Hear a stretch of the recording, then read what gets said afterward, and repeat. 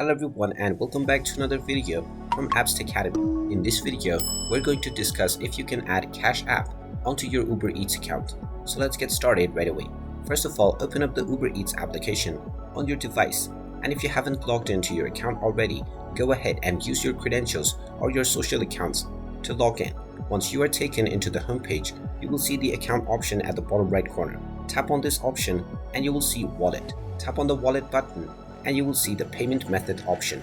If you tap on add payment method, you will see various different options. However, there is no option to add Cash App. So if you wish to add Cash App as a payment method, then you will need to do this by linking the same bank account or your credit or debit card or PayPal and Venmo within the Uber Eats application that you have linked with your Cash App account. Once you link a common account within your Cash App and your Uber Eats application, then you can transfer your funds from your Cash App to this payment method and then from this to your Uber Cash wallet. And with this method, you will be able to use your Cash App funds within your Uber Eats app. And there you have it. That is how you can go about in order to use Cash App with Uber Eats. If you find this video helpful, make sure you hit that like button and subscribe to our channel if you haven't done so already.